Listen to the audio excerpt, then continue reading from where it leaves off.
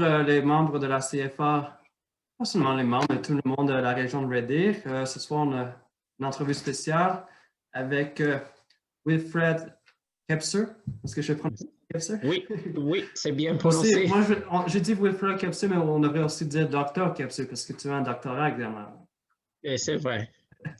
Alors, j'ai eu la chance de rencontrer Wilfred l'an passé, juste avant que COVID frappe, au début du mois de mars 2019. Je pense que c'était la dernière activité qu'on a faite en personne avant que les régulations de COVID-19 ont frappé. C'est 5 à 7 et j'avais l'occasion de demander à Wilfred de venir me visiter parce que Wilfred est également aussi président de la communauté camerounaise pour la région du centre de... Du centre de l'Alberta, c'est ça. Oui. Et Wilfred maintenant aussi siège sur notre conseil d'administration de la CFA régionale de Red Deer. Pour le mois de l'histoire des Noirs, j'ai demandé à Wilfred de passer une entrevue avec moi, Jean-Samuel Lampron, votre directeur régional de la CFA de Red Deer, et juste de discuter et pour pouvoir aussi découvrir la diversité que nous avons dans notre francophonie albertaine et à Red Deer. Alors, Wilfred, est-ce que tu pourrais partager un peu à propos de toi? Qui es-tu? Comment es-tu arrivé à Red Deer? Et comment tu t'adaptes aussi au froid qu'on a eu quelques jours passés? Ben, merci Jean-Samuel et merci à tous ceux qui regardent.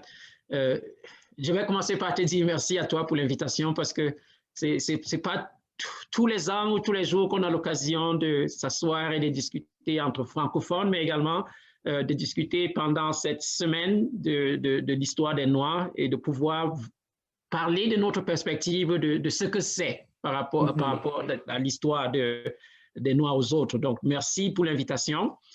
Moi, je suis Wilfred Kepser. Je viens du Cameroun. Je suis camerounais. Ça, c'est le pays de Samuel Eto'o, Roger Mila, etc. Je suis arrivé au Canada en 2011, donc ça fait quelques années, pratiquement une dizaine d'années que je suis au Canada maintenant. Je suis arrivé à Ottawa et après avoir passé environ 2 ou 3 ans à Ottawa, j'ai eu la chance d'être appelé à venir travailler à Red Deer. Donc, je suis enseignant, enseignant de français principalement. C'est un peu amusant parce qu'au départ, je ne suis pas nécessairement un enseignant de français au départ. Au départ, je suis enseignant de maths et de sciences. J'ai un doctorat en biophysique. J'ai travaillé pendant plusieurs années dans la recherche scientifique en France. Et quand je suis arrivé au Canada, j'ai commencé à enseigner en maths et en sciences. Mais lorsque je suis arrivé à Red Deer, justement, je me suis rendu compte qu'il y avait beaucoup d'enseignants de maths et de sciences. J'avais un poste en maths et sciences, il y avait beaucoup d'enseignants en maths et sciences, mais il y avait très peu de personnes qualifiées à enseigner le français. Donc, j'avais un bon français, un assez bon français pour dire j'ai appris dans un système francophone. Donc, à ce moment, je me rappelle que mon directeur de l'époque m'a dit, écoute, j'aurais besoin de toi l'année prochaine pour enseigner français. Je trouve que tu as un bon français, je pense que nos élèves pourraient bénéficier de ça. Et c'est comme ça que je m'introduis à l'enseignement du français. Il me fait faire quelques qualifications additionnelles, etc. Et ensuite, je me rends compte que je me sens plus utile à enseigner le français que d'autres choses comme les maths et les sciences, nécessairement parce que une des choses, c'est que le français, malheureusement, à Red Deer, à cette époque, n'était pas établi. C'était très difficile de rencontrer des personnes qui parlent français. Et les seuls endroits où j'avais la chance de pouvoir parler français, c'était soit à l'école, soit dans ma communauté camerounaise. Donc, je n'avais pas encore pris le contact avec d'autres associations francophones, etc. Donc, maintenant, j'enseigne le français principalement. De temps en temps, maths ou sciences, parce que ce sont des qualifications que j'ai. Et avec les adultes, donc je suis impliqué dans l'enseignement du français aux adultes également avec la Cité des Rocheuses, qui est un autre organisme francophone pour les immigrants qui veulent apprendre le français. Et également, avec Red Deer College, j'enseigne complètement autre chose, qui n'est l'enseignement des sciences au secondaire. Ça, c'est autre chose, c'est pas lié au français, c'est une autre chose complètement. Donc, ça c'est un peu moi. Et je dirais que le Canada, c'est un pays accueillant. Si on me demande, je dirais c'est un pays accueillant. C'est un pays dans lequel j'ai eu la chance de vraiment de m'installer, de voir comment ça marche et de me rendre compte que c'est un pays multiculturel. Multiculturel déjà au niveau de la langue. On parle français, on parle anglais, mais dans beaucoup d'autres organismes, j'arrive et on me dit, oh, si tu parles espagnol, ben, on pourrait te servir en espagnol, par exemple à la banque. Ou bien encore, on dit, oh, aujourd'hui, ici, on parle tagalog. Ça, c'est une chose que je trouve que le Canada fait de bien, d'être capable de valoriser les langues de manière générale et de valoriser de manière générale les autres personnes. Donc, ça, c'est quelque chose que j'apprécie énormément au Canada. L'autre chose que j'allais ajouter concernant toujours les langues, c'est que contrairement à l'Afrique où on a beaucoup de langues et où on a très peu de langues valorisées, depuis que je suis arrivé au Canada, j'ai la valeur de la langue que je donne à ma langue maternelle, qui est le bamileke, a augmenté. Parce que je me rends compte que la langue, c'est actuellement une des choses qui définit notre histoire, qui définit qui nous sommes. Et lorsqu'on est au Cameroun, on a tendance à oublier ça parce que tout le monde le parle, tout le monde peut le faire, etc. Mais lorsqu'on arrive ici et qu'on n'a plus la chance de le parler, on se rend compte que les autres sont fiers de leur langue. Donc, à un moment ou à un autre, on commence à devenir un peu plus fiers de ce qu'on est capable de parler. On se dit, oh, mais je suis capable de parler ça. Et au départ, quand j'étais au Cameroun ou en France, je ne disais jamais que je suis capable de parler bamileke. Mais ici, c'est pratiquement comme une fierté de rajouter ça dans une autre langue que je peux parler en disant, ben, je peux parler bamileke aussi. On me demandait, c'est quoi le bamileke? Mais au moins, c'est quelque chose que je suis fier de dire que je suis capable de parler. Oui, tout à fait. La langue, c'est un moyen de communication qu'on a avec quelqu'un d'autre. Et le fait de pouvoir. Et les mots qu'on utilise sont différents dans chaque langue également. Mais ça identifie qui nous sommes en voulant communiquer avec une personne dans notre langue. Exactement. Yeah. Alors, est-ce que tu as toujours la chance de parler ta langue maternelle avec d'autres personnes dans la région ici? Dans la région ici, il faut dire également qu'en Afrique, il y a beaucoup de langues. Oui. Trouver une personne qui parle exactement la même langue que moi ici, ben, malheureusement, je n'ai pas cette chance. Mais chaque fois que mes parents m'appellent ou bien que des amis avec qui je peux parler cette langue m'appellent, si je peux, ben, je vais parler. Il faut dire aussi que je me rends compte que j'ai oublié beaucoup de choses parce que je ne l'utilise pas comme tout le temps.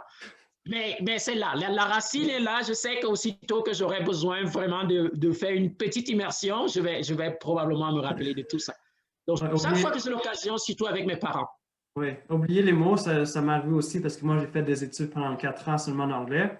Et lorsque je parlais avec mes parents aussi, et tu parles tellement dans une langue que des fois, tu oublies un peu les mots. Et tu parles avec ta langue maternelle. Pour moi, j'étudiais en anglais, je parlais en français. Des fois, j'ai oublié quelques mots en français. Et des fois, j'avais peur que j'allais oublier ma langue ou ma culture. D'une certaine façon, le fait que je parle toujours le français, c'est une opportunité pour moi, c'est ce développement que j'ai de plus de pouvoir parler le français et l'anglais parce que je peux communiquer avec davantage de personnes. C'est ça, tout à fait. Même si je n'ai pas le meilleur français ou le meilleur anglais, mais je dis au moins je peux rejoindre le plus de monde autour de moi dans mon environnement présent.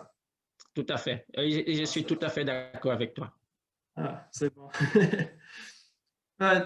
J'avais écrit dans un courriel que j'ai demandé pour le mois de l'histoire des Noirs, si tu avais une personnalité, une personne noire que tu admirais ou que tu pensais que tu as une bonne personnalité que tu admirais, que tu aimerais devenir plus tard ou que tu as juste des valeurs que tu aimerais accomplir dans le futur? Ben, je dis que pour moi, la personne noire que j'admire et que j'admirerai toujours probablement jusqu'à... C'est Martin Luther King. C'est comme...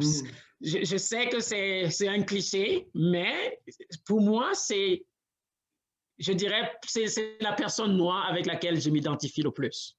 Et quand je dis je m'identifie le plus, il s'agit de son combat à l'époque où il l'a fait et comment il l'a fait. Jusqu'aujourd'hui, j'ai l'impression que en tant que noir, il y a beaucoup de challenges, il y a beaucoup de choses qui arrivent, il y a beaucoup de choses qu'on vit, qu'on le veuille ou qu'on ne le veuille pas, on est impliqué dans cette chose. dans ces choses. Et à un certain moment, comment se passe le combat? Ben, à un certain moment, je me dis, ben, il y a moyen de faire autrement. Un cas, ce serait par exemple lorsqu'il y a eu, ici à Red Deer, chez nous, on sait qu'il y a eu une sorte de conflit entre ben, au moment où on parlait je pense que c'était le Black Lives Matter. Matter. Ça, exactement. Donc, à cette époque, avec le Black Lives Matter, on s'était rendu compte qu'il y avait des conflits qui arrivaient, etc. Malheureusement, la plupart des personnes ne sont pas capables de régler leurs problèmes dans la paix, ne sont pas capables de régler leurs problèmes sans introduire de la violence, etc. Et ça, c'est la raison pour laquelle j'adore Martin Luther King, parce que dans son contexte, avec toute la violence qu'il avait, lui, il a toujours préconisé la tranquillité, le calme, la paix. Comment faire pour être capable de faire voir à l'autre ses opinions sans nécessairement utiliser la violence. Donc, pour moi, ça, c'est pour ça que j'ai toujours comme... Il y a beaucoup d'autres grandes personnalités noires. Mais pour moi, Martin Luther King a toujours été celui par lequel je m'identifie le plus. Je pense que la meilleure façon de résoudre les problèmes, quels que soient ces problèmes, c'est de se communiquer, c'est d'essayer de trouver de manière, dans la paix, de trouver comment est-ce qu'on va arriver à une solution qui arrange à peu près la plupart des personnes. Mais je sais que ça, c'est difficile. Donc, et d'être capable de trouver cette solution à cette époque, pour moi, Martin Luther King a été cette personne qui a apporté qu'est-ce qu'il fallait pour que le changement arrive dans la paix. Moi, je comprends tout à fait ce point-là. Des fois, je pense que la violence est développée souvent à cause de la peur de ne pas comprendre la différence d'une autre. Exactement. Même si seulement la personne a grandi ici, le fait que la couleur de peau est différente, c'est comme savoir pourquoi sa peau est différente de la mienne. Et au lieu de comprendre, on réagit, et des fois, on réagit de la mauvaise façon. Exactement. Ça devient une défense au lieu de moyen de développement de compétences. De développement, c'est ça. Ça. Parce que je crois aussi la façon que Martin Luther King, c'était un moyen, il était comme un enseignant. Il essaie d'enseigner les personnes en avant de lui, tout comme toi, tu aimes beaucoup enseigner. Exactement, et c'est ça que je vois. Parce que lui, il était un enseignant, il était un pasteur, il était un homme politique, il était comme ce leader qui était capable de comprendre que j'ai besoin d'éduquer ceux qui viennent après moi pour qu'ils comprennent comment le changement va se faire. Donc, je dirais, il y a comme beaucoup d'hommes noirs que j'admire, mais la personne que j'admire le plus, la personne que comme je dis, c'est pour moi, c'est Martin Luther King. J'aime beaucoup des fois lire les livres après ça. J'ai lu un livre biographie de Martin Luther King. Martin, oui, je pense que je connais celui-là. Même un film aussi qui avait, je pense que c'est Netflix que j'ai vu, un combat qu'il y a eu, mais c'est toujours penser, des fois c'est qu'on oublie aussi du passé, qu'est-ce qui est arrivé. Oui. Pour on essaie de réécrire l'histoire alors qu'il y a déjà eu un départ. Exactement. Que les changements, ça change tout le temps. Les cultures changent. Même si je regarde à ma propre culture québécoise du Québec, ça change. Maintenant que je suis ici en Alberta, ma propre culture individuelle, elle change aussi. Je change tous les jours. Et c'est de savoir comment s'adapter avec ces changements-là avec les personnes autour de moi. C'est pas facile. Parce que les changements, c'est toujours ça veut dire, si les choses changent, ça veut dire que je dois changer aussi. Exactement. Exact. Et c'est pour ça que de venir, même quand on est un élève dans une école, on va à l'école pour apprendre. Et c'est un changement dans notre compréhension de ce qui arrive autour. Les mathématiques, c'est après un certain temps, 2 plus 2, on apprend plus ça. On apprend ça en maternelle ou en première année. Exactement. Il faut aller un peu plus loin et ça va être capable d'accomplir de différentes choses aussi. Tout à fait. J'avais une question aussi pour terminer un peu plus notre rencontre. C'est un message pour aujourd'hui ou pour la prochaine génération de savoir comment réconcilier ces différends qu'on peut avoir des fois. Quel serait ton message pour... Je pense que mon message est directement lié à ce que tu as dit avant, le changement. rien n'est statique. La nature a horreur de l'équilibre stable. Comme même dans la vie que nous vivons, chaque jour, nous réagissons parce que nous avons été poussés hors de notre équilibre. Si nous restons à notre équilibre et que nous ne voulons pas regarder ce que font les autres, on commence à devenir intolérant. J'ai eu la chance et j'ai la chance jusqu'à présent de travailler avec des Blancs, avec des Noirs, avec des Asiatiques, avec des Indiens. Je suis dans une école d'immersion. Et dans cette école d'immersion, quand je regarde, je peux voir que actuellement, le staff est très diversifié. Il n'y a pas que ceci, il n'y a pas que cela. Et on forme un tout, on forme un ensemble. On est obligé de commencer à comprendre comment vit l'autre. On est obligé de commencer à tolérer comment vit l'autre. Je vais prendre un cas simple. Quelque chose qui a toujours comme à l'école, nous avons une salle d'enseignants. Et lorsqu'on arrive, chacun a une façon différente juste de manger, juste de s'asseoir et de dire je vais manger. Et j'ai un collègue, j'avais un collègue il y a quelques années qui est allé à une autre école maintenant, mais il était indien. Et pour rien au monde, il avait des repas que quand il arrivait, pour rien au monde, il ne mangerait avec une cuillère, il mangeait avec ses mains. Parce qu'il disait, ce serait comme dénigrer le repas de le manger avec une cuillère. Je peux le faire, mais pour moi, ça ne marche pas. Et ça m'a rappelé quelque chose. Ça m'a rappelé que ces gens sont capables de prendre leur culture et de se dire, ma culture, c'est ça qui me définit, c'est ça que je suis. Les autres doivent m'accepter comme ça. Alors, c'était à nous de nous dire, oui, ce n'est pas si mal de manger avec les mains. Je pourrais. Et on commence à engager des discussions et plusieurs autres personnes qui, dès le départ, disaient « ça, c'est pas acceptable ». On commence à dire « je comprends ça. Je peux le faire ». Donc, s'adapter et comme changer ou bien évoluer avec son environnement, c'est qu'est-ce qu'on a besoin d'être capable de faire.